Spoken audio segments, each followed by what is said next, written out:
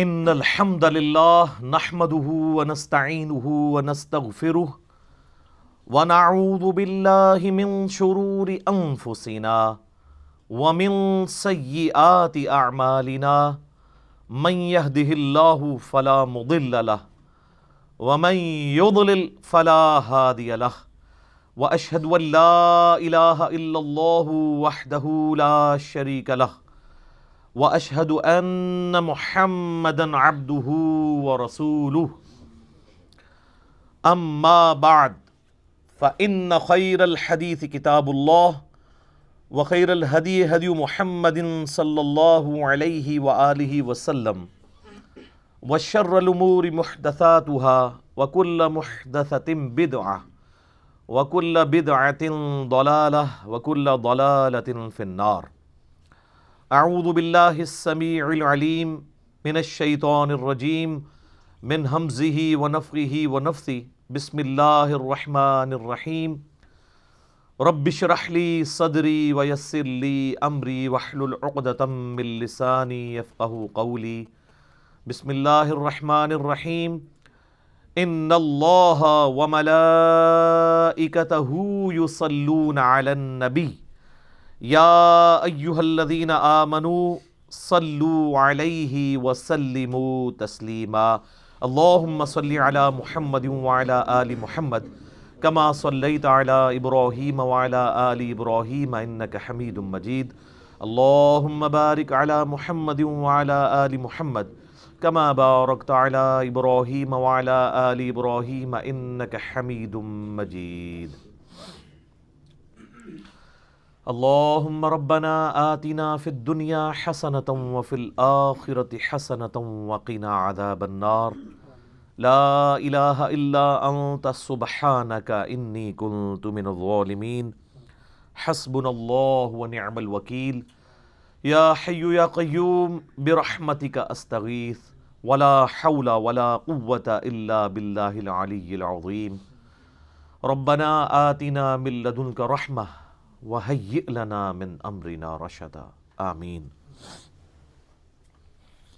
الحمدللہ آج 2 فروری 2020 کو سنڈے کے دن قرآن کلاس نمبر 14 میں ہم انشاءاللہ تعالی سورۃ البقرہ کی آیت نمبر 55 سے آنورڈ سٹارٹ لیں گے. سورۃ البقرہ میں ہم آج کل جس پورشن کو کور کر رہے ہیں وہ سابقہ امت مسلمہ یعنی بنی اسرائیل کی بریف ہسٹری ہے، جس میں سے کچھ واقعات گزر چکے ہیں. آج بھی کئی ایک واقعات آئیں گے جن کا قرآن میں اشارتاً ذکر ہے. ڈیٹیلز جو ہے وہ اسرائیلی روایتوں کے اندر اور تورات کے اندر ملتی ہے. اعوذ باللہ من الشیطان الرجیم بسم اللہ الرحمن الرحیم. وَإِذْ قُلْتُمْ يَا مُوسَىٰ، اور وہ وقت یاد کرو جب اے بنی اسرائیل تم نے وقت کے پیغمبر سے کہا، موسیٰ علیہ السلام سے، لَن نُؤْمِنَ لَكَ حَتَّى نَرَى اللَّهَ جَهْرًا، ہم ہرگز اس وقت تک ایمان نہیں لائیں گے جب تک کہ اپنی آنکھوں سے اللہ کو نہ دیکھ لیں. اب یہ ڈیمانڈ تو ان کی درست نہیں تھی، کیونکہ دیکھ کر مانا تو کیا مانا؟ ان الذین یخشون ربہم بالغیب لہم مغفرۃ واجر کبیر. بے شک جو لوگ بن دیکھے اپنے رب سے ڈرتے ہیں ان کے لیے ہے مغفرت اور بڑا اجر. دیکھ کے تو سب نے مان لینا. فاخذتکم الصاعقہ، تو تمہیں آ پکڑا بجلی کی کڑک نے، وَأَنْتُمْ تَنْظُرُونَ، اور تم یہ منظر اپنی آنکھوں سے دیکھ رہے تھے. اس کی ڈیٹیلز جو ہے وہ اسرائیلی روایتوں میں ملتی ہے، ان کی کوئی اتھینٹسٹی اس طریقے سے تو نہیں ہے کہ چند منتخب کیے لوگ 70 کے قریب موسیٰ علیہ السلام نے اور اللہ سے سفارش کی کہ یا اللہ یہ بڑے بڑے لوگوں کو جو قبیلوں کے سردار یہ بڑے بزرگ ہیں ان کو اپنی زیارت کروا دے. تو ظاہر ہے کہ یہ ڈیمانڈ ہی غلط تھی. تو اللہ تعالیٰ کی طرف سے عطاب کی ایک کڑک آئی بجلی کی اور وہ یہ منظر دیکھ رہے تھے. تو اس کی وجہ سے وہ لوگ موقع پر ہی مر گئے. بعض لوگ کہتے ہیں کہ بے ہوش ہو گئے، لیکن اگلے الفاظ اس کو سپورٹ نہیں کرتے، موت کا ذکر ہے۔ ثم بعثناکم من بعد موتکم، پھر ہم نے تمہیں دوبارہ سے زندہ کیا تمہاری موت کے بعد، لعلکم تشکرون، تاکہ تم اللہ کے شکر گزار بندے بنو۔ تو اللہ تعالیٰ نے موسیٰ علیہ السلام کے ان لوگوں کو جنہوں نے یہ ڈیمانڈ کی تھی ان پر گرفت فرمائی اور ان کو اس بجلی کڑک میں سے موت میں چلے گئے، اور پھر ظاہر ہے کہ اب سفارش کون لے کے آیا ہوا تھا؟ موسیٰ علیہ السلام۔ تو موسیٰ علیہ السلام نے پھر ریکویسٹ کی کہ یا اللہ یہ تو نیا مقدمہ، میرے لیے نیا محاذ کھل جائے گا، تو ان کو تو زندہ کر۔ اور ظاہر ہے یہ اللہ تعالیٰ کے ڈیوائن علم سے ہوا، یہ ایسا نہیں تھا کہ ان کی موت کا وقت مقرر تھا، وہ والی موت جو نہ ایک لمحہ آگے آ سکتی نہ پیچھے۔ یہ اللہ کی ڈیوائن پلان کا حصہ تھا کہ اللہ نے ان کے بھی موت کا وقت آیا نہیں تھا، ان کے اوپر ایک اسپیشل کیس کے طور پر موت طاری کی، کیونکہ جس پہ ایک دفعہ موت اوریجنل والی طاری ہو جائے نا، وہ کبھی دنیا میں واپس نہیں آ سکتا۔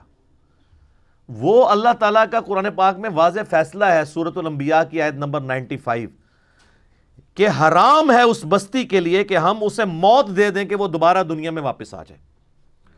حضرت عیسیٰ علیہ السلام بھی جو مردوں کو زندہ کرتے تھے وہ دنیا میں چلتے پھرتے نہیں تھے، مردہ زندہ ہوتا تھا، عیسیٰ علیہ السلام کے نبی ہونے کی گواہی دیتا تھا، اور پھر دوبارہ ادھر ہی وہ مر جاتا تھا، چند منٹس کے لیے یا چند سیکنڈز کے لیے، کیونکہ حضرت عیسیٰ علیہ السلام کی نبوت کو اللہ نے منوانا تھا، یہ معجزے کے طور پہ ہوتا تھا۔ وہ اللہ کا رول اپنی جگہ ہے، لا تبدیل لکلمات اللہ، اللہ کے کلمات نہیں بدل سکتے۔ موت جو آئی ہے اب دوبارہ چانس ملنا ہی نہیں ہے۔ یہ تو قرآن حکیم میں درجنوں آیات ہیں کہ کافر قیامت والے دن کہیں گے یا اللہ ایک دفعہ دنیا میں دوبارہ بھیج دے، ہم تیری اطاعت میں زندگی گزاریں گے، تو اللہ فرمائے گا موقع تو ایک ہی تھا، تو یہ ہو ہی نہیں سکتا کہ دوبارہ کسی کو موقع مل جائے، ورنہ مرنے کے بعد بندہ زندہ ہو جائے تو پھر وہ کہے کہ جی اب یہ دوسری والی زندگی میں اویل کروں، تو ایسا ہو نہیں سکتا۔ اس لیے میں کہتا ہوں کہ سب سے خطرناک بازی جو ہے نا وہ یہ زندگی کی بازی ہے۔ اصل میں کامیاب وہ ہے جو زندگی کی بازی جیت جائے۔ دنیا میں کوئی شخص بڑے سے بڑے عہدے پر بھی فائز ہو جائے، مرنے کے بعد اسے وہی 2 گز کی زمین ہی ملنی ہے۔ آپ جتنا مرضی مہنگا کفن کسی کو پہنا لیں، کتنی خوبصورت اس کی قبر بنا دیں، قبر کے اندر کے حالات آپ چینج نہیں کر سکتے۔ اور دوسری طرف جس نے اللہ کی تابعداری میں زندگی گزاری ہے، اس کو چاہے قبر بھی نہ ملے، وہ فٹ پاتھ پہ ایک لاوارث لاش کی حیثیت سے مر جائے، یا کسی ایئر کریش میں اس کی خاک بکھر جائے۔ جنید جمشید صاحب کو دیکھ لیں رحمہ اللہ تعالی۔ تو باقی تو یہ جو تابوت آپ کو نظر آ رہا ہوتا ہے، یہ تو ہمیں ٹوٹلی پورا کیا ہوتا تو اس کے اندر کچھ بھی نہیں ہے، لیکن مرنے کے بعد اللہ تعالیٰ نیا جسم، نیا کفن، جنتی سب کچھ دے دیتا ہے، تو فرق ہی نہیں پڑتا۔ تو یہاں پر ان کو چونکہ ایک اللہ کا ڈیوائن پلان تھا کہ ان کو موت کا مزہ چکھا کے دوبارہ سے اللہ تعالیٰ نے ان کو زندہ کیا تاکہ وہ شکر گزار بندے بنے اور آندہ سے وقت کے پیغمبر سے اس طرح کی ڈیمانڈ نہ کریں۔ وَظَلَّلْنَا عَلَيْكُمُ الْغَمَامَ وَأَنزَلْنَا عَلَيْكُمُ الْمَنَّ وَالسَّلْوَىٰ، اور ہم نے تم پر سایہ کیے رکھا بادل کا، اور تم پہ آسمان سے من و سلوہ نازل کیا۔ کیا لاڈلی امت تھی جی! صحرائے سینا میں ہزاروں کلومیٹر کا سفر کرنا ہے، نہ کوئی پیڑ ہے، نہ کوئی بلڈنگ ہے کہ جس کے نیچے وہ سستا سکیں۔ 6 لاکھ کا لشکر ہے، 12 قبائل کا، 50 ہزار کے آلموسٹ۔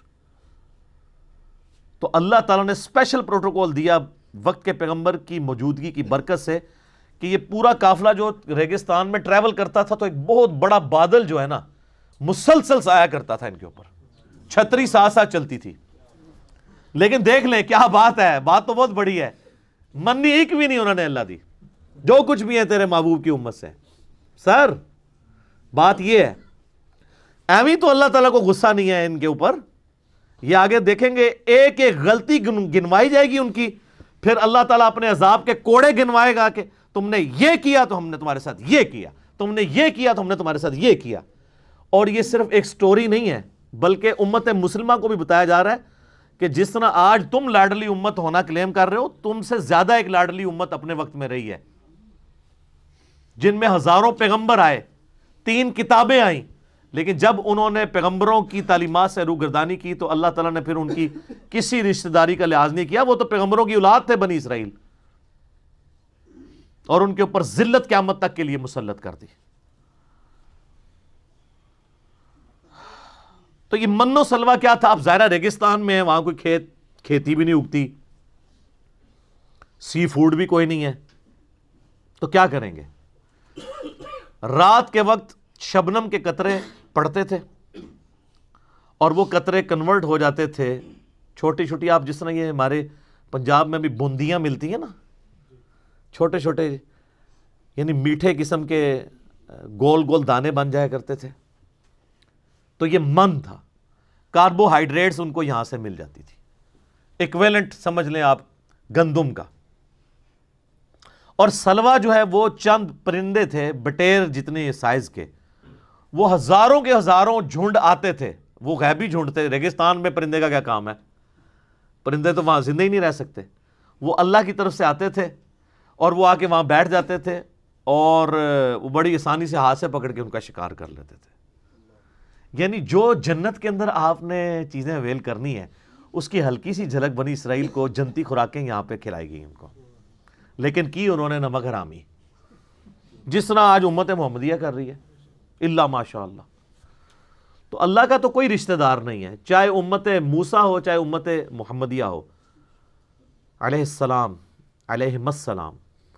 جو کوئی بھی اللہ کے ساتھ روگردانی کا معاملہ کرے گا تو اللہ تعالیٰ تو اپنے معاملات میں بہت سخت ہے.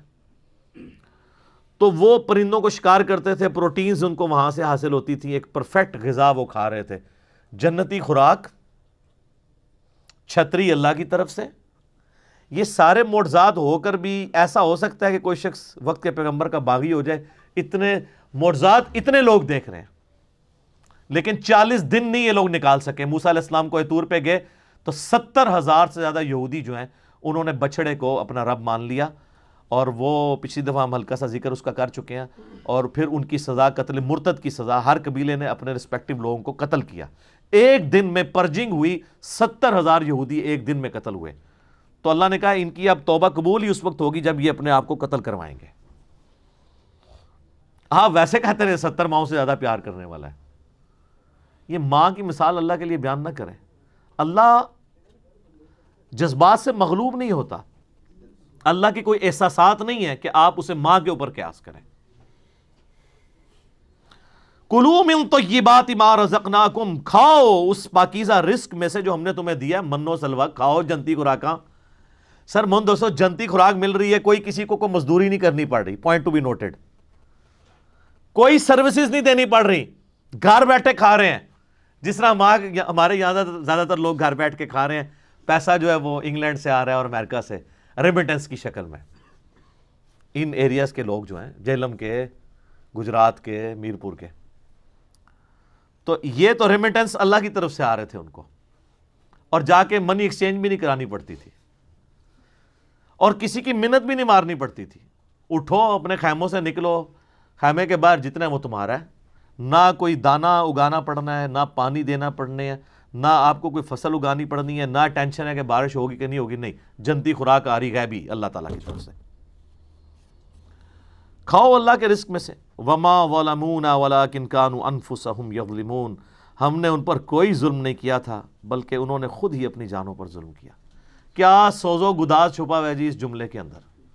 اللہ کہتا ہے میں نے تو کوئی کسر نہیں اٹھا رکھی, میں نے تو اتنے لاڈ کیے ان کے ساتھ, ہم نے کوئی ظلم نہیں کیا, ہم جو کر سکتے تھے کیا, لیکن انہوں نے اپنی جانوں پہ ظلم کیا,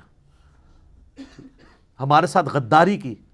سر اس میں یہ جب قرآن نازل ہو رہا تھا نا, صحابہ کرام تو شاید اس انٹینسٹی کو نہ سمجھ سکتے. آج 1400 سال بعد ہم اس درد کو جس طرح سمجھ سکتے ہیں نا کہ اس وقت یہ آیات نازل ہوئی ہیں, انہوں نے تو سوچا بھی نہیں ہوگا. بلکہ بخاری مسلم میں آپ کو درجنوں احادیث ملیں گی کہ صحابہ کرام جب کبھی کوئی مشکل وقت آتا تھا حضور کو بنی اسرائیل کی مثال دیا کرتے تھے, یا رسول اللہ ہم موسیٰ کے ساتھی نہیں ہیں, ہم آپ کے ساتھی ہیں, ہم آپ کو اکیلا نہیں چھوڑیں گے. لیکن ان بیچاروں کو کیا پتا تھا کہ بعد والی امت کیا کرے گی. آج ہم 1400 سال ہسٹری میں دیکھ سکتے ہیں کہ اس امت نے اپنے نبی کے ساتھ غداری کی, اپنے رب کے ساتھ غداری کی, اپنے دین کے ساتھ غداری کی. تو اللہ کہتا ہے ہم نے تو کسی پہ ظلم نہیں کیا تھا، انہوں نے خود ہی اپنی جانوں پر ظلم کیا، یعنی انہوں نے خود ایسے اعمال کیے کہ ہمارے عذاب کا کوڑا ان پر برسا اور اللہ تعالیٰ نے ان کے اوپر لعنت فرمائی۔ وَإِذْ قُلْنَا ادْخُلُوا هَٰذِهِ الْقَرْيَةَ، اور جب ہم نے ان کو حکم دیا تھا کہ دیکھنا اس شہر میں جب داخل ہو، فَكُلُوا مِنْهَا حَيْثُ شِئْتُمْ رَغَدًا، تو جو چاہو کھاؤ، جتنا چاہو، یعنی حلال میں سے، لیکن ایک شرط کے ساتھ، وَادْخُلُوا الْبَابَ سُجَّدًا، دیکھنا جب تم شہر کے مین دروازے سے داخل ہو تو پہلے اللہ کو سجدہ کرنا، شکر ادا کرنا کہ وہ اللہ جس اللہ نے تمہیں اتنے عرصے کے بعد، آلموسٹ 1500 سال کے بعد ملک شام دوبارہ عطا کیا، کیونکہ آپ کو پتہ ہے بنی اسرائیل ابراہیم علیہ السلام کی اولاد تھے، چونکہ حضرت یوسف علیہ السلام بنی اسرائیل کو شفٹ کر چکے تھے مصر میں، تو 1500 سال بعد مصر میں آپ کو پتہ ہے کہ ان کی نیشنل موومنٹ کامیاب ہوئی اور وہاں کے لوگ حکمران بنے اور بنی اسرائیل جو ہیں وہ محکوم ہو گئے۔ پھر اللہ تعالیٰ نے موسیٰ علیہ نبینا علیہ الصلوۃ والسلام کو ان کا منجی بنا کر، نجات دہندہ بنا کر، مہدی بنا کر، ہادی بنا کر بھیجا، اور انہوں نے 1500 سال کے بعد ان کو فرعون سے نجات دلا کے دوبارہ شام کی طرف ہجرت کروائی۔ لیکن وہی ہوا کہ سرائے سینا میں جب پہنچے تو وہ سورۃ المائدہ میں ڈیٹیل آتی ہے کہ اللہ تعالیٰ نے فرمایا کہ بھئی اب اللہ کے لیے تو آنے واحد میں شہر خالی کروا سکتا ہے، اللہ نے فرمایا نہیں، جہاد کرو گے، ایفرٹ پٹ کرو گے۔ تو 3 بندے حضرت موسیٰ علیہ السلام کے ساتھ صرف 2 لوگ کھڑے ہوئے، ایک ان کے صحابی تھے یوشع ابن نون، اور ایک ان کا اپنا بھائی جو پیغمبر تھے ہارون علیہ السلام، اور تیسرے موسیٰ علیہ السلام خود۔ باقی سب نے کہا کہ موسیٰ جا تو اور تیرا رب جا کے لڑے، شہر خالی کرواؤ، پھر ہم خالی شہر میں داخل ہوں گے۔ تو وہاں پہ موسیٰ علیہ السلام نے پھر اپنی قوم کے لیے بد دعا کی، اور اس بد دعا کا نتیجہ یہ نکلا کہ 40 سال تک بنی اسرائیل صحرائے سینا میں بھٹکتے رہے۔ سورۃ المائدہ میں اس کا ذکر آئے گا، ان کو راستہ نہیں ملا، حالانکہ وہ 1 مہینے سے زیادہ مسافت نہیں تھی شام پہنچنے کے لیے، لیکن جب اللہ تعالیٰ نے راستہ گم کر دیا، 40 سال تک وہ راستے ہی ڈھونڈتے رہے۔ انہی 40 سالوں میں موسیٰ علیہ السلام فوت ہو گئے، پہلے ہارون علیہ السلام فوت ہوئے، پھر موسیٰ علیہ السلام فوت ہوئے، اور جب موسیٰ علیہ السلام فوت ہونے لگے تو ان کے صحابی یوشع ابن نون کو اللہ تعالیٰ نے پیغمبر بنا دیا، تو انہوں نے اپنے بعد ان کو خلیفے کے طور پر چھوڑا، پیغمبر بھی پلس ان کا سکسیسر بھی، اور اس پورے وقت میں 40 سال گزر گئے۔ ان 40 سالوں کے اندر جو نئی پود وہاں پر پل بڑھ کر جوان ہوئی، انہوں نے ریگستان کا ٹف ماحول بھی دیکھا ہوا تھا، اپنے بزرگوں کی کارستانیاں بھی ان کو پتہ تھی کہ یہ جو ہم مصیبت کاٹ رہے ہیں اپنے بابوں کی وجہ سے کاٹ رہے ہیں، جس طرح آپ لوگ سارے کاٹ رہے ہیں، تو میں پھر کیوں نہ کہوں کہ مرنے سے پہلے اے مسلمان کر لے اس پہ غور، کتابوں کا خدا اور ہے، بابوں کا خدا اور۔ انہوں نے کہا کتاب میں تو حکم تھا پیغمبر کی پیروی کا، ہمارے بابوں نے وقت کے پیغمبر کی موجودگی میں نافرمانی کی اور مصیبت ہم کاٹ رہے ہیں، تو انہوں نے وقت کے پیغمبر سے ریکویسٹ کی یوشع ابن نون سے کہ ساڑھے بزرگ تے سارے انجی سن، ہم تیار ہیں جہاد کے لیے، آپ قدم بڑھائیں، ہم آپ کے ساتھ ہیں۔ تو پھر یہ نئی پود، ینگ جنریشن، یہ حضرت یوشع ابن نون کے ساتھ ملی اور اللہ تعالیٰ نے انہیں فتح دی۔ جیریکو سٹی آج بھی موجود ہے شام کے اندر، یروشلم سے پہلے، اریحہ نام تھا اس وقت، اردو میں اس کو عربی میں اریحہ کہتے ہیں۔ وہ شہر فتح کیا تو اس وقت پھر وقت کے پیغمبر کو یہ وحی کی گئی کہ ان کو کہنا کہ اللہ تعالیٰ نے تمہیں 1500 سال کے بعد آلموسٹ دوبارہ اپنا آبائی وطن عطا کیا ہے، تو اس کا تقاضا یہ ہے کہ جب شہر کے دروازے سے داخل ہو، کیونکہ آپ کو پتہ ہے قلعوں کی فارم میں شہر ہوتے تھے، ایک مرکزی دروازہ ہوتا تھا، تو سب لوگ سجدہ کرو اور حطۃ کہتے جانا کہ اللہ ہماری غلطیوں کو معاف کر دے۔ ہماری کیا، ہمارے بزرگوں کی غلطیاں، ان بیچاروں نے تو پھر بھی ایفرٹ پٹ کی تھی، یا اللہ سانوں بھی بخش دے، ساڑھے بزرگوں بھی بخش دے۔ لیکن آپ کو پتہ ہے کہ ایک جب انسان خوشی کے عالم میں ہوتا ہے تو اس وقت اس کا دماغ کسی اور سٹیٹ میں ہوتا ہے، تو یہ بڑے جگت باز لوگ تھے، الفاظ کو بگاڑا کرتے تھے، مذاق کیا کرتے تھے، تو انہوں نے حنتتن کہنا شروع کر دیا کہ ہمیں گندم چاہیے، ہمیں گندم چاہیے. جنتی خوراکیں کھا رہے تھے، کہتے ہیں نہیں ہم یہ ٹیسٹ بھر چکا ہے ہمارا. وہ آگے آ جائے گا کہ ہمیں کوئی پیاز مل جائے، گندم مل جائے، ککڑی مل جائے، اس طرح کی زمین کی سبزی، ہم نے ترکاریاں کھانی ہیں. تنگ آ گئے ہم یہ کھا کھا کے. یہ کڑائی گوشت نہیں اب کھانا، ہمیں کوئی دال دیں، کوئی سبزی دیں. تو حنطۃ کہنا شروع کر دیا. اس کا ذکر آ رہا ہے کہ ہم نے کہا تھا وادخلوا الباب سجدا، دیکھنا دروازے سے داخل ہوتے وقت سجدہ کرنا. وقولوا حطۃ نغفر لکم، اور حطۃ کہتے جانا ہم تمہارے گناہوں کو بخش دیں گے، خطایاکم تمہاری غلطیوں کو. وسنزید المحسنین، اور ہم نیکوکاروں کو، احسان کی روش اختیار کرنے والوں کو مزید دیتے ہیں.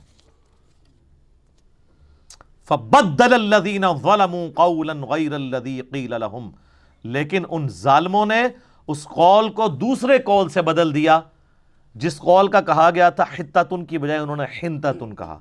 صحیح بخاری میں اس کانٹیکسٹ میں حدیث ہے کہ انہوں نے حنطۃ کا لفظ استعمال کیا. لو جی سر، پہلا یونیورسل ٹروتھ آ رہا ہے کہ جب انہوں نے یہ روگردانی کی تو اللہ تعالیٰ کی طرف سے عذاب کا کوڑا ان پر برسا. فَأَنزَلْنَا عَلَى الَّذِينَ ظَلَمُوا رِجْزًا مِّنَ السَّمَاءِ، تو ہم نے آسمانوں سے ایک عذاب ان پر نازل کر دیا، بِمَا كَانُوا يَفْسُقُونَ، ان کی نافرمانی کے سبب. اور یہ عذاب کیا تھا، اس کی ڈیٹیل تورات میں ملتی ہے کہ طاعون کا مرض پھیل گیا، پلیگ. اور یہ اتنا خطرناک مرض تھا، آج بھی آپ ذرا گوگل میں ہسٹری لکھیں کہ صرف یورپ کے اندر 14ویں صدی عیسوی کے اندر، آج سے آلموسٹ 700 سال پہلے یا 600 سال پہلے کہہ لیں، 2 کروڑ لوگ مرے ہیں طاعون سے. 2 کروڑ 200 ملین، اور دنیا کی آبادی آلموسٹ 30% کم ہو گئی تھی. جب طاعون پھیلتا تھا تو پھر وہ ایک سمجھ لیں جس طرح آج کل آپ کا یہ کرونا وائرس، یہ تو خیر کچھ بھی نہیں اس کے مقابلے پہ، اس میں تو ڈیتھ ریٹ بہت کم ہے. طاعون میں تو کوئی ہزاروں میں ایک بندہ بچتا تھا، اس میں تو 100 میں سے 2 مرتے ہیں، 98 پھر بھی بچ جاتے ہیں. تو پلیگ ان کے اوپر آئی، طاعون کے مرض میں یہ تباہ و برباد کر دیے گئے. بخاری اور مسلم دونوں میں حدیث ہے کہ بنی اسرائیل پر عذاب کا کوڑا اللہ تعالیٰ نے طاعون کی شکل میں نازل کیا، اور اہل ایمان کے لیے اس میں رحمت ہے.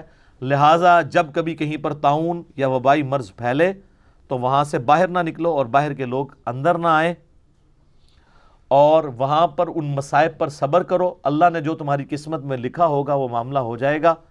اگر موت لکھی ہوگی تو موت، زندگی ہوگی تو زندگی.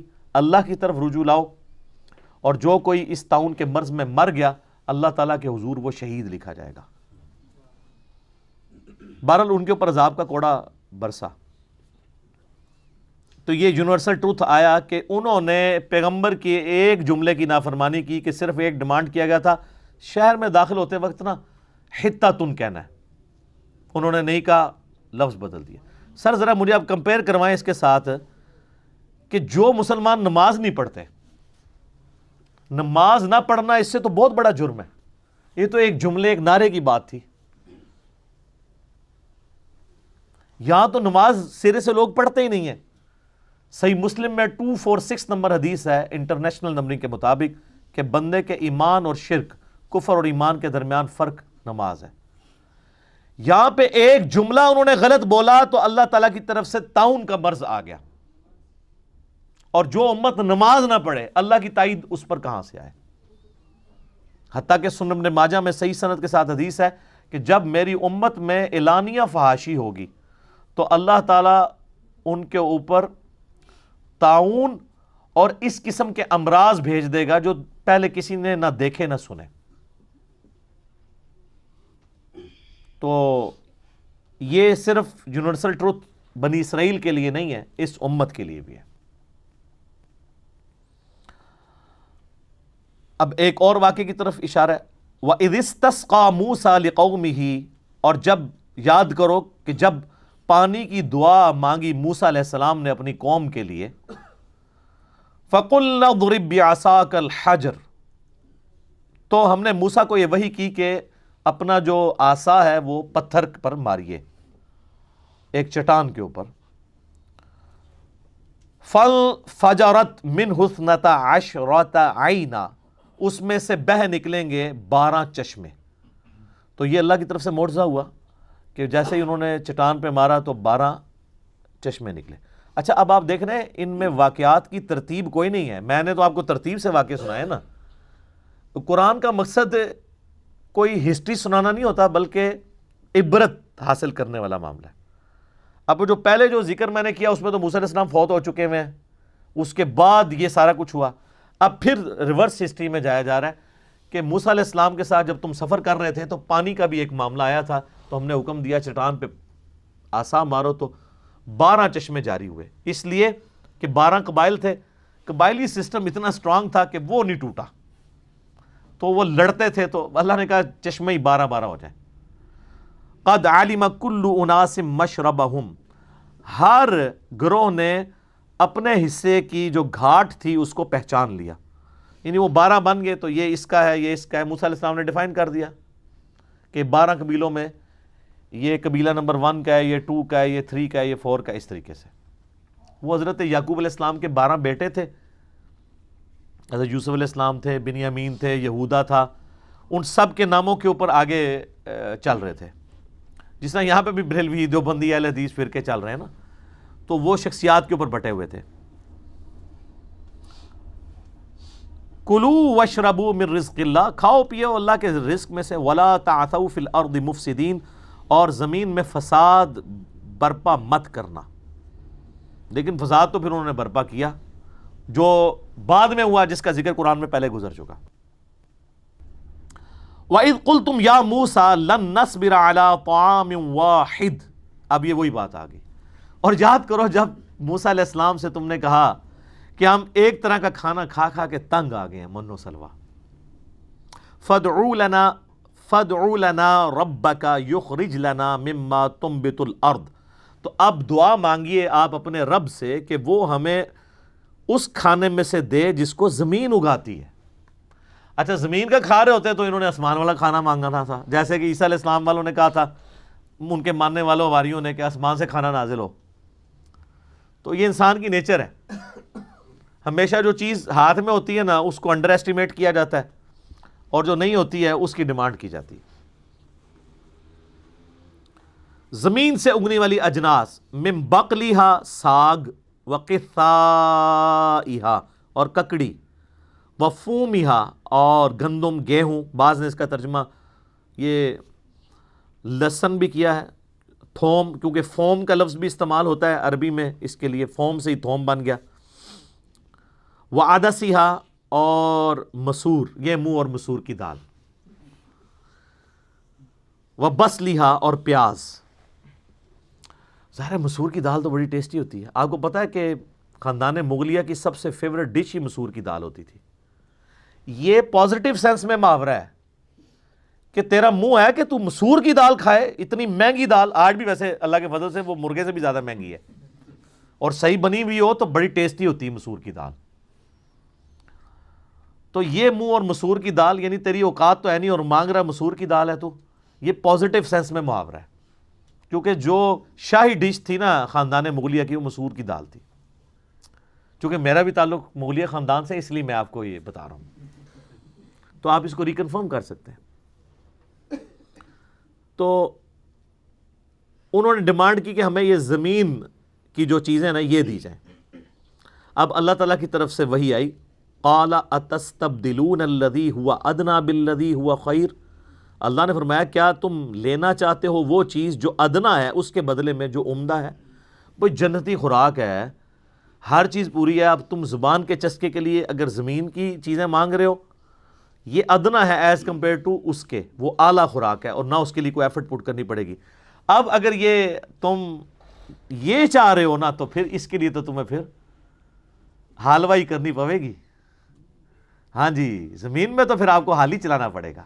یہ نہیں ہے کہ نہ تم حال چلاؤ نہ دانا بو اور اللہ تعالیٰ کی طرف سے جو ہے وہ اگائے، ایسے نہیں ہوگا. زمین کی خوراک ہے، پھر ایفرٹ پٹ کرنی ہوگی، نگاہ مار کے کچھ بھی نہیں ہوگا.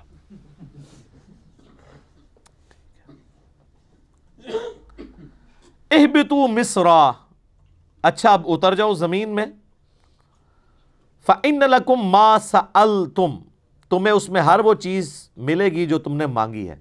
یعنی ظاہر اگانا تو اللہ نہیں ہے نا، تم ہل چلاؤ زمین میں، بیج بو، محنت کرو، اللہ کی طرف سے بارش آئے گی، اریگیشن کا انتظام ہوگا. اور شام آپ کو پتہ ہے ویسے اریگیشن کے اعتبار سے بڑی فٹ جگہ ہے سٹل ابھی بھی. تو اللہ تعالیٰ تمہیں خوراک دے گا. اب تم نے جو ہے نا وہ کمٹمنٹ کے ساتھ زمین میں کرنی ہے محنت. اب چونکہ انہوں نے اللہ تعالیٰ کی جنتی خوراک کو ریجیکٹ کر کے اور ادنا خوراک کی طرف توجہ کی، اب اللہ تعالیٰ کا عذاب کا کوڑا اس پہ بھی آیا. یہ دوسرا یونیورسل ٹروتھ آ رہا ہے. اللہ اکبر. وَضُرِبَتْ عَلَيْهِمُ الذِّلَّةُ، ہم نے ان پر تھوپ دی ذلت، والمسکنہ، اور غربت. غربت سے مراد ہے یعنی غریب الوطنی پھر ان کے لیے لکھی گئی کہ آپ ٹھیک ہے مشقت اٹھاتے رہو، اب قیامت تک کے لیے اپنی محنت کرو. وَبَاءُوا بِغَضَبٍ مِّنَ اللَّهِ، اور وہ مستحق ہو گئے اللہ کے غضب کے. کس لیے ہوئے؟ ذَلِكَ بِأَنَّهُمْ كَانُوا يَكْفُرُونَ بِآيَاتِ اللَّهِ، اس لیے کہ وہ اللہ کی آیات کا انکار کیا کرتے تھے. اچھا یہ مجھے بتائیں اللہ کی آیات کا انکار کیسے کرتے تھے؟ وہ ہے ہی مسلمان تھے. تو یہاں کفر کا لفظ آیا، ہمارے یہاں پہ ہم کوئی آیت کافروں والی پیش کریں کہتے ہیں کافروں کے بارے میں، ہمارے بارے میں نہیں. اور سر کفر کا عربی مطلب ہے انکار کرنے والا. جو بے نمازی ہے وہ مسلمان ہو کے بھی کافر ہے، اپنے عمل سے وہ انکار کر رہا ہے. اس لیے مسلم میں حدیث ہے کہ بندے کے کفر اور شرک اور ایمان کے درمیان فرق نماز ہے. اللہ تعالیٰ ان مسلمانوں کو کہہ رہا ہے کہ انہوں نے کفر کیا، کہ اللہ تعالیٰ کے چند احکام مانے چند چھوڑ دیے اللہ کی آیات کے ساتھ. وَيَقْتُلُونَ النَّبِيِّينَ بِغَيْرِ الْحَقِّ، اور انہوں نے انبیاء کو ناحق قتل بھی کیا. وقت کے پیغمبروں کو قتل کر دیتے تھے. کیوں بھائی؟ جب وقت کا پیغمبر آتا تھا وہ کہتا تھا کہ تم کتاب کی تعلیم چھوڑ چکے ہو. حضرت زکریا علیہ السلام کو قتل کیا انہوں نے، یحییٰ علیہ السلام کو قتل کیا، ایون عیسیٰ علیہ السلام کو قتل کرنے کی سازش کی تو اللہ نے ان کو زندہ آسمانوں پہ اٹھا لیا. کیونکہ عیسیٰ علیہ السلام ان سے میٹھی میٹھی باتیں نہیں کرتے تھے نا. عیسیٰ علیہ السلام تو یروشلم میں جاتے تھے، ہیکل سلیمانی کے اندر جا کے جہاں علماء یہود تھے، اور وہاں جا کے کہتے تھے کہ تم لوگوں کو تو کہہ رہے ہو حرام خوریاں نہ کرو، خود سب سے بڑے حرام خور ہو. سر یہ بات کون سنتا ہے؟ اور یہ دیکھ لیں اتنی سخت بات ہے کہ وقت کا پیغمبر اور پیغمبر خود یہودی پیغمبر، حضرت عیسیٰ علیہ السلام یہودی النسل تھے. یہ بھی نہیں تھا کہ کسی دوسری جگہ کا پیغمبر تھا، ان کی اپنی نسل سے تھے. انہوں نے جب مولویوں کا کہا تم حرام خوری کرتے ہو، انہوں نے کہا قتل کرو اسے. اگر وقت کا پیغمبر صحیح بات کرے تو مولوی جو ہے اس کو قتل کرنے کی سازش کرتے ہیں، تو مجھے آپ کو کدھر چھوڑنا ہے؟ انہوں نے لوگ کہتے ہیں جی اتنی امت تھی حسین کیوں قتل ہو گئے؟ سر یہ تو قرآن بتا رہا ہے نا حسین کیوں قتل ہوئے. جب بھی کوئی حق کی بات کرے گا اسے اس طریقے سے قتل کیا جائے گا. جب وقت کے پیغمبروں کو یہ لوگ قتل کر دیتے تھے تو پیغمبروں کے جانشین کو قتل نہیں کریں گے جو انہیں بتائے گا یہ سچائی ہے یہ برائی ہے. اس امت نے بھی دیکھے کتنے بڑے بڑے علماء کو قتل کیا. امام حنیفہ رحمہ اللہ کو زہر کا پیالہ پلا کے قتل کیا گیا. امام نسائی رحمۃ اللہ علیہ کو حضرت علی کے شان میں خصائص علی لکھنے کے اوپر قتل کیا گیا. اسی کو میں نے فکر حسین کا نام دیا کہ آپ چاہے اکیلے ہیں، کوئی آپ کے ساتھ نہیں ہے، آپ سچائی کے لیے کھڑے ہوں اور قتل کر دیے جائیں، آپ سید الشہداء ہیں. المستدرک علاقے میں حدیث ہے سید الشہداء حمزہ ابن عبد المطلب ہیں، اور وہ شخص بھی سید الشہداء ہے جو جابر حکمران کے سامنے کلمہ حق بلند کرے اور لوگ اسے قتل کر دیں، حکمران اسے قتل کر دیں. دجال کے خلاف جو آخر میں امتی ایک کھڑا ہوگا، بخاری مسلم میں آتا ہے، مسلم میں ذرا ڈیٹیل ہے. نبی علیہ السلام فرمایا وہ اپنے زمانے کا سب سے بہترین شہید ہوگا کیونکہ وہ اکیلا کھڑا ہوگا. اور یہاں پہ بھی دیکھ لیں اللہ نے فرمایا کہ انہوں نے جب انبیاء کو قتل کیا ناحق تو اللہ تعالیٰ کی طرف سے عذاب کا کوڑا ان پہ ایسے مسلط ہوا، ان پہ ذلت طاری ہو گئی. غریب الوطنی آج تک غریب الوطنی ہے. یہ اب جا کے کچھ سکون آیا اس 20ویں صدی کے اندر، اور ابھی 21ویں میں دوبارہ وہ اپنا اسرائیل کو گریٹر اسرائیل بنانے کی کوشش کر رہے ہیں. ادروائز پوری ہسٹری میں انہوں نے بڑی مصیبت کاٹی ہے. ابھی بھی سکون سے تو نہیں ہے، ظاہر ہے ہر وقت ان کو دھڑکا تو لگا رہتا ہے. ابھی عذاب کا آخری کوڑا ان کے اوپر باقی ہے جو حضرت عیسیٰ علیہ السلام جن کا انہوں نے انکار کیا تھا، اللہ تعالیٰ انہیں دنیا پہ اتارے گا اور پھر عذاب استیصال ان کے اوپر آئے گا. اور عیسیٰ علیہ السلام جو ان کے مسیح بن کر آئے تھے، منجی بن کے آئے تھے، ان کی کتابوں میں موجود تھا ایک پیغمبر آئیں گے. جب وہ آئے تو ان کو انہوں نے دجال کہا، اور جب دجال آئے گا، مسیح الدجال، جھوٹا جو مسیح ہوگا، اس کو یہ مسیح مان لیں گے. اس کے اوپر مسئلہ 133 ہے میرا دجال کے اوپر، آپ دیکھ سکتے ہیں، اور مسئلہ 127b ہے امام مہدی علیہ السلام کے اوپر. ذالک بما عصوا وکانوا یعتدون، یہ اس لیے ہوا کہ وہ اللہ کی نافرمانی کرتے تھے اور حد سے گزر جاتے تھے. تو سر یہ اس کو ذہن میں رکھیے گا، یہ دوسرا یونیورسل ٹروتھ بھی اس امت کے اوپر بھی اسی طریقے سے اپلائی ہوگا. اگر یہ علماء حق کو قتل کریں گے، ان کی آوازوں کو دبائیں گے، اللہ کی آیات کا انکار کریں گے، جو ان کو جھنجھوڑے گا اس کے اوپر یہ فتوے لگائیں گے، جو کہ یہ کرتے آ رہے ہیں ابھی تک، تو ان کے ساتھ بھی یہی کچھ ہوگا. اب میرے بھائیوں، اگلی جو آیت ہے سورۃ البقرہ کی آیت نمبر 62، یہ قرآن حکیم کی چند مشہور آیات میں سے ہے جس کو مس یوز کیا جاتا ہے. عموماً جو دین الہی کی طرف بلانے والے لوگ ہیں، کامن ریلیجن، جو کہتے ہیں کہ یار پیغمبروں نے تو اختلاف پیدا کیا ہے، پیغمبروں کو بیچ میں سے نکال دو. اللہ کو تو یہودی بھی مان رہے ہیں، عیسائی بھی مان رہے ہیں، ہندو بھی مان رہے ہیں، مسلمان بھی مان رہے ہیں.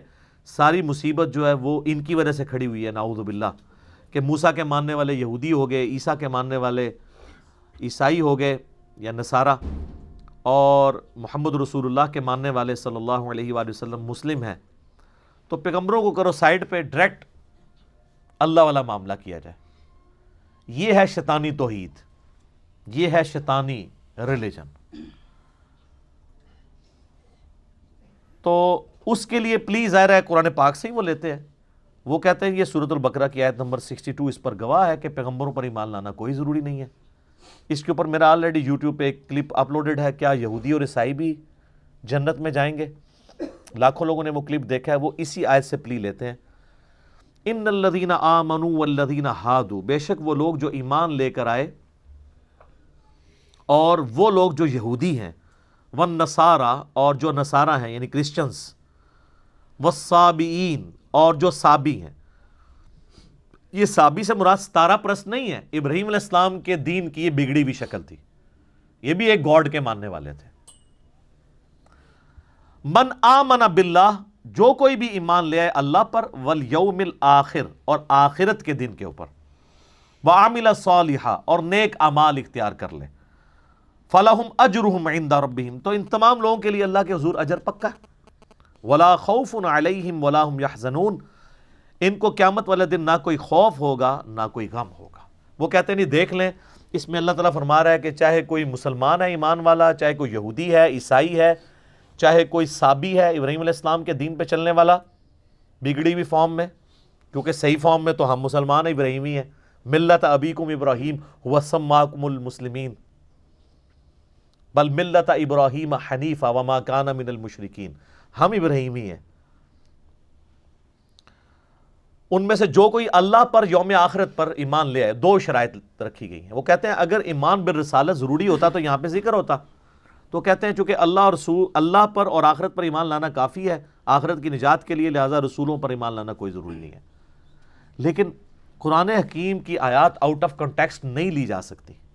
اس کا کنٹیکسٹ سٹارٹ ہوا ہے 5ویں رکوع سے، اور 5واں پورے کا پورا رکوع سٹارٹ ہی اس بات سے ہوا تھا کہ اے یہودیو، تم سب سے پہلا کفر تو نہ کرو اس کتاب کا اور پیغمبر آخر الزمان کا انکار کر کے. ایمان بالرسالت کا ذکر تو پہلے ہو چکا ہوا ہے، سٹارٹ ایمان بالرسالت سے ہوا تھا. اس میں امپلائیڈ ہے کہ ایمان بالرسالت تو ہے. اس کو آپ مثال سے سمجھیں، میں کہوں کہ ڈاکخانے میں یا بینک میں بل صبح 9 سے شام 5 بجے تک جمع ہوتے ہیں، اور آپ اتوار والے دن پہنچ جائیں اور آپ وہاں پہ انتظار کرتے رہیں، نہ ڈاکخانہ کھلے نہ بینک، تو آپ کہیں گے جی یہ تو علی بھائی نے جھوٹ بولا تھا. تو میں آپ سے کہوں گا کہ اس ایکسیپشن کے ساتھ تھا، یہ انڈرسٹوڈ تھی بات کہ اتوار والے دن بینک بند ہوگا. اب آگے سے مجھ سے کوئی جھگڑے کہ نہیں آپ نے مجھے اس وقت کیوں نہیں بتایا کہ اتوار کو نہیں کھلا ہوگا، تو میں کہوں گا کہ میرے بھائی تمہارا اور میرا کنسنسس ہے اس بات کے اوپر کہ اتوار پاکستان میں ایک ویکلی ہالیڈے ہوتی ہے. یہ بتانے کی ضرورت ہی نہیں ہے مجھے, یہی کہیں گے نا. جبکہ اللہ نے تو بتا بھی دیا 5ویں رکوع کے سٹارٹ میں کہ ایمان لاؤ اس آخری پیغمبر کے اوپر اور کافر نہ بنو اس پیغمبر کو اور اس کتاب کو چھوڑ کے. یعنی اتوار کے دن کی چھٹی بتائی ہوئی تھی. اب یہاں دوبارہ اس کو ریپیٹ نہیں کیا تو آؤٹ آف کنٹیکسٹ نہ لیا جائے. اور اگر کوئی اس تعویل کے ساتھ ایگری نہیں کرتا تو اس کے اوپر بھی آ جائے.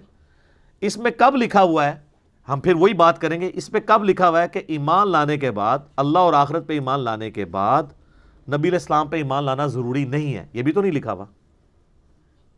اگر اس میں ایمان برسالت کا ذکر نہیں ہے تو اس کا انکار بھی تو نہیں ہے. ہمارے پاس تو پھر دلیل ہے شروع میں, آپ کے پاس کیا دلیل ہے؟ اس میں اگر لکھا ہوتا اور رسولوں پر ایمان نہ لاؤ, آپ کی بات مان لیتے. آپ ایمبیگوس جملہ پکڑ رہے ہیں اس میں سے.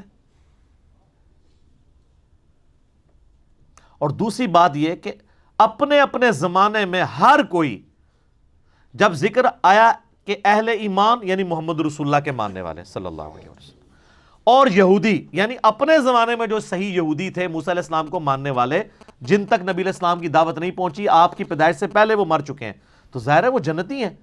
اور ان کا یہودی ہونا ہی اس بات کی دلیل ہے کہ موسیٰ علیہ السلام کے ماننے والے ہیں. تو ایمان برسالت ہے, اس کی وجہ سے وہ یہودی تھے نا. نصارہ کیوں ہے؟ جیزس کرائسٹ کو ماننے کی وجہ سے. نبی علیہ السلام کے آنے سے پہلے جتنے عیسائی ہیں جو موحدین تھے, عیسائی کیوں تھے؟ کہ عیسیٰ علیہ السلام نے ان کو توحید کا تعارف کرایا, تو امپلائڈ ہے, تو یقیناً وہ بھی جنت میں جائیں گے. لیکن نبی علیہ السلام کے آنے کے بعد آپ کا انکار کر کے ان کا ایمان قابل قبول نہیں ہوگا. صحیح مسلم میں حدیث ہے, جس یہودی اور عیسائی نے میرے بارے میں سن لیا کہ میں اللہ کا پیغمبر ہوں, اور ظاہر ہے کہ اس کے اوپر وہ حقیقت صحیح طریقے سے کھلے, اور اس نے میرا انکار کیا, تو وہ پھر دوزخ کی آگ میں ہی جائے گا. اس کے اوپر کوئی اعتراض کر سکتا ہے کہ تو مسلم شریف کی حدیث ہے, ہم حدیثوں کو نہیں مانتے, ہمیں قرآن سے بتائیں. تو سر قرآن میں بھی یہ ٹاپک ڈسکس ہوا ہے. پارہ نمبر 6 کا سٹارٹ آپ ذرا نکال لیجئے سارے اپنے قرآن پاک کے اندر. قرآن سے ہی ہم اس بات کا ثبوت دیتے ہیں کہ جو صرف اللہ کو مانے اور رسولوں کو نہ مانے تو وہ بھی کافر ہی ہوتا ہے, یا اللہ کو مانے اور چند رسولوں کو مان لے, کسی ایک رسول کا بھی انکار کر دے, وہ بھی کافر ہوتا ہے. یہ بھی تو قرآن کی آیت ہے نا. یہ تو نہیں ہو سکتا کہ قرآن کی ایک آیت کو آپ نے لینا ہے, باقیوں کو چھوڑنا ہے. قرآن کو ٹوٹیلٹی میں لینا ہے. اگر آپ نہیں لیں گے ٹوٹیلٹی میں, تو قصہ آدم اور ابلیس قرآن میں 7 دفعہ آیا ہے, 6 دفعہ تو پتہ ہی نہیں چلتا کہ ابلیس فرشتہ تھا یا جن تھا. سٹارٹ اس سے ہوتا ہے, ہم نے فرشتوں کو حکم دیا سجدہ کرو, سارے فرشتے سجدے میں گر پڑے سوائے ابلیس کے. تو اس سے تو لگتا ہے کہ یہ ایسا کوئی نافرمان فرشتہ تھا کہ اس نے انکار کیا. 6 دفعہ قرآن میں ریپیٹ ہوا ہے, اور اللہ تعالیٰ نے 6 دفعہ یہ سکپ کر دیا ہے کہ یہ جن تھا. اگر آپ وہ 6 دفعہ کو پڑھیں تو ایک عام آدمی یہی رزلٹ نکالے گا کہ یار چند فرشتے ایسے بھی ہو سکتے ہیں جو نافرمان ہوں. لیکن دوسری طرف قرآن پاک میں درجنوں آیات ہیں کہ فرشتے اللہ کے حکم کی نافرمانی نہیں کرتے, وہ وہی کرتے ہیں جو اللہ ان کو حکم دیتا ہے. تو پھر کوئی کہہ سکتا ہے قرآن میں تو بڑا تضاد ہے, جبکہ سورہ نساء کی آیت نمبر 82 ہے کہ اگر قرآن اللہ کے سوا کسی اور ہستی کی طرف سے ہوتا تو تم اس میں بڑا اختلاف دیکھتے. اس میں اختلاف ہو ہی نہیں سکتا. اسی تو میں کہتا ہوں اگر پہلے صفحے پہ آیا نا ایاک نعبد و ایاک نستعین, تو اب پورے قرآن میں یا علی مدد ڈھونڈنے سے بھی نہیں ملے گا, ورنہ تو اختلاف ہو جائے گا. ہاں جو آپ ڈھونڈ رہے ہوں گے نا مستعینوا بالصبر والصلاۃ, نماز اور صبر سے مدد چاہو, کس کی؟ اللہ کی. تو وہ ہمارے ان اللہ مع الصابرین ساتھ ہی ہے. یہ تو نہیں المدد یا نماز, المدد یا صبر. یا آیا وتعاونوا علی البر والتقوی ولا تعاونوا علی الاثم والعدوان, نیکی پرہیزگاری کے کاموں میں ایک دوسرے کی مدد کرو. تو وہ تو سامنے ہو تو مدد کرو. یہ تو نہیں کہ مرے ہوئے بندہ آپ کو پانی پلا سکتا ہے تو چلے کو پلا کے دکھائے ہمیں. یا من انصاری اللہ, حضرت عیسیٰ نے کہا کون ہے جو اللہ کے دین کے لیے میری مدد کرے, تو حضرت عیسیٰ نے مردوں کو پکارا تھا. جس طرح آپ یہاں 100 کے قریب لوگ بیٹھے ہیں, دنیا میں ہزاروں لوگ, یہ سارے میرے حواری ہیں نا, اللہ کے لیے میرے ساتھ جڑے ہوئے نا. تو یہ انصار ہے, انصار مدینہ نبی علیہ السلام کے ساتھ جڑے. ان کو انصار کیوں؟ مددگار. وہ مرے ہوئے نہیں, زندہ. وہ تو ظاہری اسباب ہے. وہ تو قرآن میں جگہ جگہ ہے کہ ہم نے اے نبی تمہارے ہاتھ مضبوط کیے صحابہ کے ذریعے. مرے ہوئے نہیں, زندہ. جو مرتا گیا وہ اللہ کی جنتوں میں جاتا رہا, جو باقی بچے انہوں نے مدد کی. ورنہ تو خیبر کے موقع پہ حمزہ ابن عبد المطلب کو حضور نے مدد کے لیے کیوں نہیں پکارا؟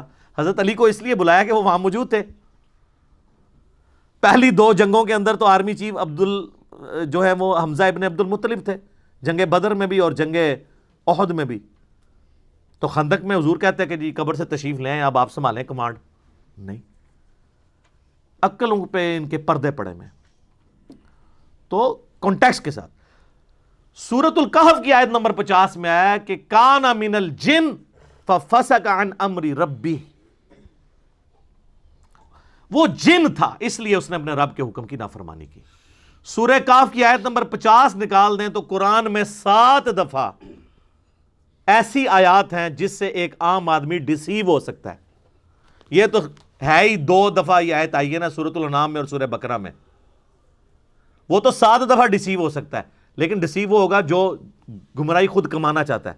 قرآن کو کانٹیکسٹ میں دیکھیں تو کوئی ڈسیو نہیں ہوگا، وہ پہلے ڈسکس ہو چکا ہے. قرآن کی ترتیب میں سورۃ الکہف جو ہے وہ بعد میں ہے، لیکن نازل وہ پہلے ہوئی تھی. اس لیے جب سورہ بقرہ میں آیا نا کہ فرشتوں کو حکم ہوا سجدہ کرو، سارے سجدے میں گر پڑے سوائے ابلیس کے، تو صحابہ کرام نے یہ نہیں پوچھا کہ ابلیس فرشتہ تھا، کیونکہ وہ پہلے نازل ہو چکا تھا. لیکن آپ جب مصحف پڑھیں گے تو آپ یہ کہیں گے جس میں تو کوئی نہیں لکھا ہوا، تو ہم آپ کو کہیں گے آگے پڑھو، یہی کہیں گے نا. جس طرح ہم کہتے ہیں ایاک نعبد و ایاک نستعین، وہ کہتے ہیں آگے پڑھو اہدنا الصراط المستقیم صراط الذین انعمت علیہم. اہدنا الصراط المستقیم تو چھوڑ ہی دیتے ہیں، صراط الذین انعمت علیہم کہتے ہیں، اور اس سے اپنے بزرگ ثابت کرتے ہیں. ہم کہتے ہیں پیچھے بھی پڑھو اہدنا الصراط المستقیم، سیدھا راستہ، بزرگوں کے راستے نہیں. اور تھوڑا آگے بھی پڑھ لو غیر المغضوب علیہم ولا الضالین. اے کیڑے بزرگ نے، یہ بھی ذرا پڑھو. تو وہ ہم عرض کر دیتے ہیں کہ مرنے سے پہلے اے مسلمان کر لے اس پہ غور. کتابوں کا خدا اور ہے، بابوں کا خدا اور جب غور کر چکو تو تمہارے اندر سے آواز نکلے گی کیا کہ نہ میں وابی نہ میں بابی، میں ہوں مسلم، علمی کتاب. اب آ جائیں ان آیات کی طرف جن کا میں ذکر کر رہا تھا. سورۃ النساء کی آیت نمبر ہے 149 کے بعد 150، تیسری لائن ہے 6 پارے میں، ان الذین یکفرون باللہ ورسلہ، بے شک جو لوگ کفر کرتے ہیں اللہ اور اس کے رسولوں کا، وَيُرِيدُونَ أَن يُفَرِّقُوا بَيْنَ اللَّهِ وَرُسُلِهِ، اور وہ یہ چاہتے ہیں کہ اللہ اور رسولوں میں فرق کر دیں. وَيَقُولُونَ، اور وہ کہتے ہیں، نُؤْمِنُ بِبَعْضٍ وَنَكْفُرُ بِبَعْضٍ، ہم بعض رسولوں کو مان لیں گے بعض کا کفر کریں گے. آگی نا بات. وہ کہتے ہیں اللہ رسول کو علیحدہ علیحدہ کرو، چلو ماننا ہی ہے تو اپنی مرضی کا رسول مانیں گے، موسیٰ کو مانیں گے عیسیٰ کو نہیں مانیں گے تو یہودی بن جائیں گے. عیسیٰ کو مان لیں گے محمد رسول اللہ کا انکار کریں گے کرسچنز بن جائیں گے. اور ہم سب کو مانتے ہیں لا نفرق بین احد من رسلی، ہم ایمان لانے میں کسی پیغمبر میں فرق نہیں کرتے، ہمیں تو سکھائی یہی گیا. ٹھیک ہے، تو کہتے ہیں چلو ہم بعض کو مانیں گے بعض کو چھوڑ دیں گے. وَيُرِيدُونَ أَن يَتَّخِذُوا بَيْنَ ذَلِكَ سَبِيلًا، اور وہ یہ چاہتے ہیں کہ درمیان کا کوئی راستہ نکال لیں. اللہ اکبر.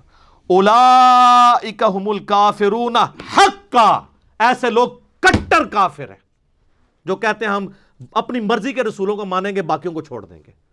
یہ قرآن میں ہے جناب، یہ صحیح مسلم شریف نہیں ہے. جو ایک پیغمبر کا بھی انکار کرے گا کٹر کافر ہے وہ. یا وہ یہ کہے گا کہ بعض پیغمبروں کو مانوں گا بعض کو نہیں مانوں گا، یا یہ کہے گا کہ اللہ کو مانوں گا رسول کو نہیں مانوں گا. یہی تو ہوا ہے. وہ فرق کریں اللہ اور رسول کے ایمان لانے کے اندر. وَأَعْتَدْنَا لِلْكَافِرِينَ عَذَابًا مُهِينًا، اور ایسے لوگوں کے لیے اللہ تعالیٰ نے ذلیل و خوار کر دینے والا عذاب تیار کر رکھا ہے. اللہم اجرنا من النار، اللہم اجرنا من النار، اللہم اجرنا من النار، آمین. اللہم من احییتہ منا فاحیہ علی الاسلام ومن توفیتہ منا فتوفہ علی الایمان. صحیح مسلم میں حدیث ہے کہ نبی علیہ السلام ایون نماز کی حالت میں بھی جب ایسی آیات پڑھتے تھے کہ جس میں اللہ کے عذاب کا ذکر آتا تھا تو اللہ سے نماز ہی میں دعائیں مانگا کرتے تھے. یہ سنت ہے. والذین آمنوا، اور جو لوگ ایمان والے ہیں، باللہ اللہ پر لاتے ہیں ایمان، ورسولہ، اور اس کے تمام رسولوں پر ایمان لاتے ہیں، ولم یفرقوا بین احد منہم، اور کسی ایک کو بھی نہیں چھوڑتے ایمان لانے کے اعتبار سے کہ چلو یار ہم ساروں کو مانیں گے عیسیٰ کو نہیں ماننا، دل نہیں مانتا. ایسے لوگ نہیں ہوں گے وہ. سارے پیغمبروں کو مانیں گے. اولئک سوف یؤتیہم اجورہم، ایسے لوگ ہیں جن کو اللہ تعالیٰ عنقریب بدلہ دے گا ان کے نیک اعمال کا پورا پورا. وکان اللہ غفور الرحیم، اور اللہ تعالیٰ بخشنے والا مہربان ہے. تو سر یہ آیت نمبر 150 سے 152 تک میں نے یہ قرآن سے ثابت کر دیا کہ جو سورۃ البقرہ کی آیت نمبر 62 کو جو لوگ آؤٹ آف کانٹیکسٹ پیش کرتے ہیں اور کہتے ہیں جی چاہے یہودی ہے، عیسائی ہے، صابی ہے، مسلمان ہے، سارے ہی سارے جنتی ہیں، چاہے وہ رسول اللہ کا انکار کر دے، کوئی موسیٰ کا انکار کر دے، کوئی عیسیٰ کا. تو قرآن نے سورہ نساء کے اندر کلیئر کیا کہ بھائی کسی نے غلط مطلب نہیں نکالنا.